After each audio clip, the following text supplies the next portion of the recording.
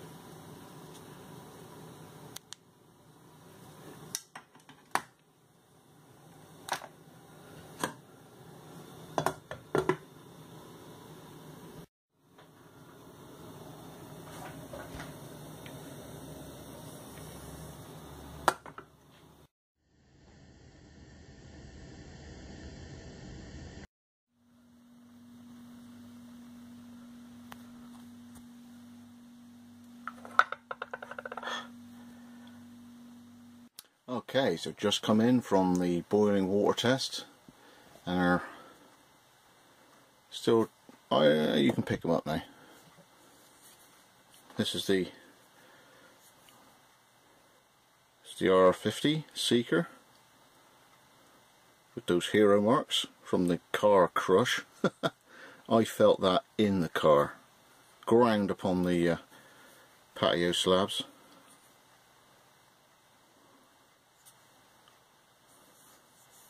Still works.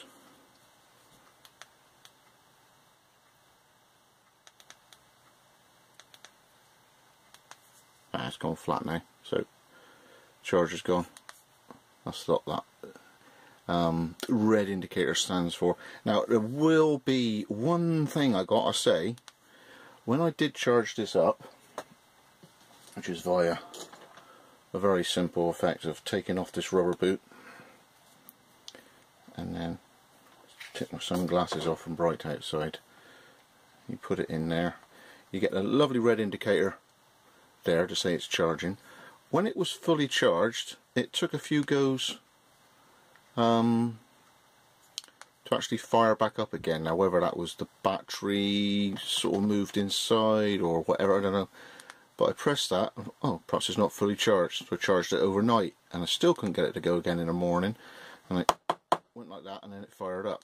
So that's the only blip on the R50 Seeker, but looking at the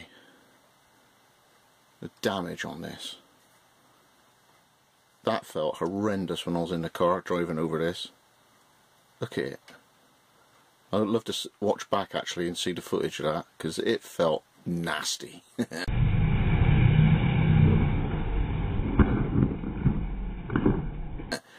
Look at it. Still kept going though. So well done, the R50 Seeker. Okay, so to access the moonlight setting, it's from off. Press the side switch for over a second, and there's your moonlight setting. To me, it's one of the most important power outages on a flashlight, especially when you get the really powerful ones, because you're in your hammock at night, you want the torch, you've twizzled yourself up in the mosquito net, or there's a bug in the tent or something or other, and you want to do it, and from pitch black you want to go gradually up through the power before you blind yourself. And so that moonlight setting is more than enough to see what you're doing when it's pitch black without giving yourself arc eye, and that's off again. And then from memory, because the moonlight was the last setting, if you press it on again, it's straight back on the moonlight. Very good. Okay, so the M2T with the blue bezel, slightly crenellated, a big pocket clip or baseball cap clip. You can fit that on a epaulet on your shoulder, but basically it's just for slipping down inside your pocket. There's on and off on the butt switch here, so you actually just tap that and it comes on and off. That used to play up on the belt pouch. Sometimes I would be crouching down, and the tension that would occur, obviously grabbing onto my leg as I was crouching down, getting down low on the ground or whatever if you're camping, and it can actually turn the light on, and you could, if it's this way up, get a face full of torch out the side of the flap. So with the odd fiddle of moving the over flap so it wasn't quite so taut over the switch, stopped that, but without the sort of tower effect of a different butt cap, that exposed one can fire the light on and off if you crouch down and put some tension on your belt pouch. But other than that, no real problems with this whatsoever. Still on its original charge, because I've been using the R50 because it's lovely. I say the R50, well, I did charge it with the red light there when you press it for it shows you that the power needs to be reinstated with the charging cable. It didn't fire up straight away, but after a bit of a knock, it's been fine ever since. So yeah, let's see if we can find the it's not really charged up at the moment. Yeah, so that's what's left of the lanyard. That was brutal, wasn't it?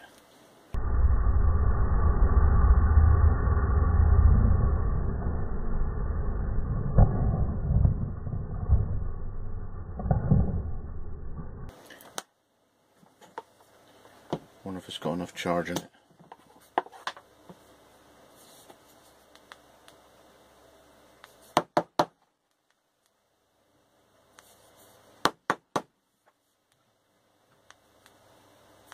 Give it more of a charge.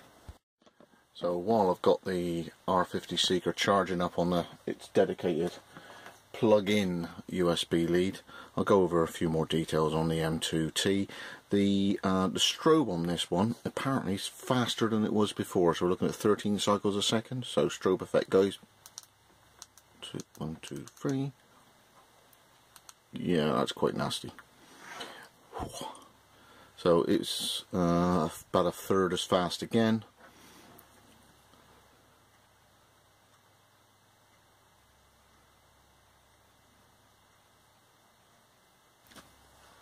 And in close up, you've got a lightly textured center area, slightly flared at the edge, so it goes in and then slightly out again.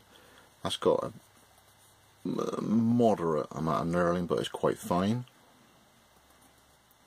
The belt clip flips both directions, so you can have it in your pocket that way, or flip it around and it'll be the other way up. It does roll though, so I like having the pocket clip on. There are actual flattened sections around here, but there are many other flashlights with far more pronounced flats on here, so if you take the challenge, I think. Whew.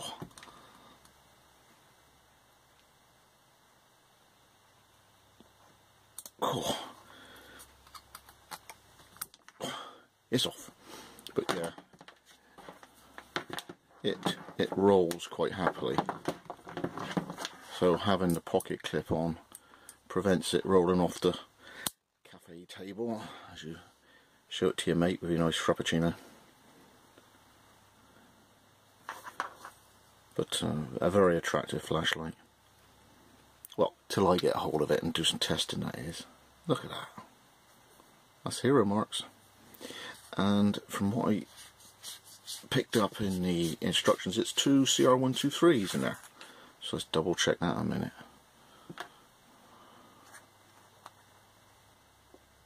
There they are. So it comes in a sort of torpedo tube. I wonder if one of those funny large ones fits in there, and that's the extra gauge, is the sleeve on the outside. But yeah, 2 CR123s. That looks really well made in there. Looks to be replaceable as well with the, looks like socket already rivets, don't know. But it might even be gold plated. Very nice. So what's the machining like on the thread? Bear in mind, a Turan has been over the top of it. I have slightly ovalled it, I think more on there, because that's where the car went over the top. And obviously that is not as structurally humongous as the actual body. But the cap's gone on. Yes, very nice piece of kit. And comes with a belt pouch and a lanyard, wrist strap, so you can adjust the, like that, backwards and forwards. Helps to wring out water as well. So yeah, that's the M2T Warrior. Okay, I've given it a bit of a flash of a charge. I suppose 5 minutes, that's off. So does it have moonlight?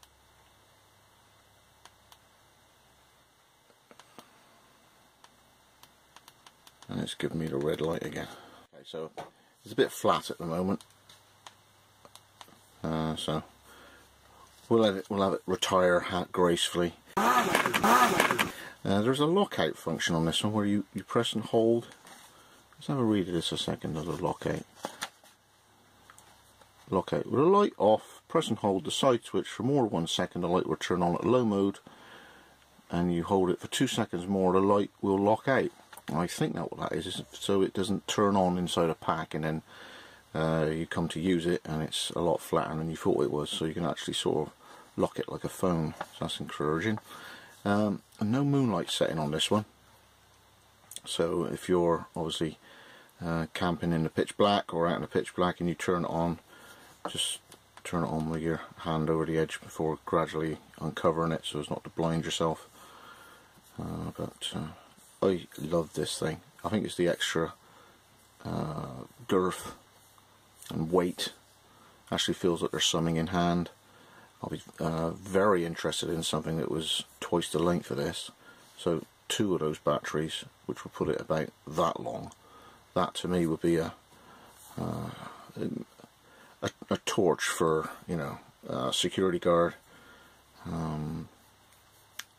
someone in 4x4 rescue, RAC, that sort of thing. A really big, powerful torch that can be used to do all sorts of things with that extra length.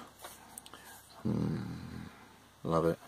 Again, it's a roller. Now the lanyard, if it was on, would prevent that a little bit, but that's, to me, is a strange one. So be aware of it with the R50 Seeker. It rolls, and it doesn't roll in a straight line, it rolls in an arc because of the extra head size. But there's, for whatever reason, that has got a bevel on it that never actually catches the table, so doesn't really stop it. That's about it.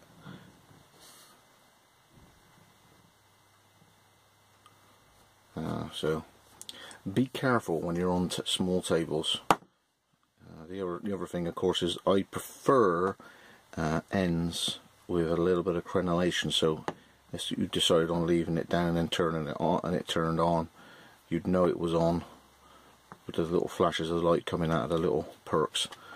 But other than that, but from all the torches, flashlights that I've tested over the many years, this has got to be one of the most capable in terms of throw and pull as well. I do like both center spot and width and a diffuse pull. Both have their attributes when you're out and about. Throwers are useful because you just can chuck it down the path and see what's coming up in the future as you're going along in the dark, but that lovely diffuse pool of light is great for walking, camp areas where you want to just throw some light out in a big area. So I love this thing. The knurling, the checkering on the side could be a little bit more aggressive. It's almost not worth having, to be quite honest. The cooling effect, I imagine, of the slots in the front end, I think would do a fair amount in terms of dissipating heat, and it does get very warm. The reflector's an orange peel one, but with that deep set lens, you get a lot of light coming out, a lot of light. But one of my favourite test review flashlights of all time, the R50 Seeker. So thanks for joining me again. Thanks to Olight for providing both of them. This one, been looking forward to getting hold of a Warrior for nearly a year now, so glad I had a go at actually getting my hands on one and seeing what the capabilities were, and obviously hearing about this one, and they actually sent me one. Really glad it arrived, and well, I got the hero marks to prove it. I'm not afraid to test it, and to be quite honest, that's a bit of a trophy, that. So well done to the torch for making through, and we'll charge it up, and you'll see me on meets in England using either one or both. Thanks for joining me. Scott from Wessex.